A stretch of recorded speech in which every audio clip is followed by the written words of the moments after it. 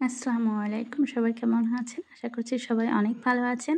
এটা হচ্ছে অনেকদিন আগের একটা ভিডিও। বাড়িতে গিয়েছিলাম তখনকার ভিডিও। আজকে হচ্ছে বাইরে একটু ঘুরতে গিয়েছিলাম। ঘুরতে না, দরকারেই গিয়েছিলাম।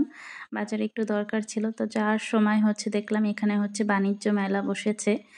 তো এটা দেখার পরে হচ্ছে ওদেরকে বললাম, "চল দেখি ভিতরে কি আছে, যেয়ে দেখে আসি।" তারপরে হচ্ছে ঘুরে, ঘুরে দেখলাম যে সবকিছুর দাম মোটামুটি বাইরের থেকে ডাবল। মেলার শুরুতে হচ্ছে এরকমই দাম চায়, আবার লাস্টে যখন ভাঙার সময় হয় তখন কিন্তু আবার দাম কমে যায়। এই জায়গায় হচ্ছে কিছু সময় ঘোরাঘুরি করলাম, যেহেতু বাজারে কাজ রয়েছে।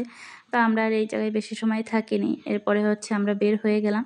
যাওয়ার পথে একটা স্কুলের সামনে হচ্ছে এই ভেলপুরি আর হচ্ছে ঝাল পানিপুরিটা দেখলাম। এইটা খাওয়ার পরে সামনে যেয়ে দেখি আবার হচ্ছে মিষ্টি পানিপুরি। এটা তো ভীষণ মজার ছিল। আর এইখানে হচ্ছে বাজারে ২ টাকার একটা সিঙ্গারা পাওয়া যায়। আর হচ্ছে এই রসুনের পেঁয়াজগুলো পাওয়া যায়। এত মজা এগুলা খেতে। তো এগুলাই হচ্ছে খাচ্ছিলাম। বাজারে হচ্ছে টুকটাক কাজ শেষ করে এখন হচ্ছে আমরা চলে এসেছি লঞ্চ ঘাটের কাছে।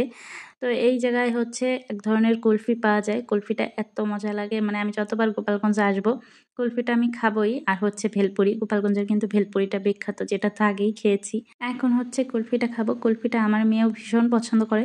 মানে ও হচ্ছে দেখলে হয়, ও সাথে, সাথে বলবে যে, "মামুনি কুলফি দাও।"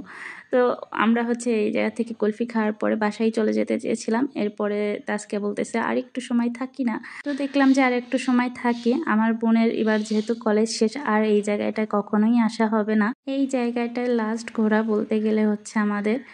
তো আর কবে আসবো তারও তো ঠিক নেই কোনো। আসা হবে কিনা তারও কোনো ঠিক নেই। এখন হচ্ছে বাসায় চলে গিয়েছিলাম।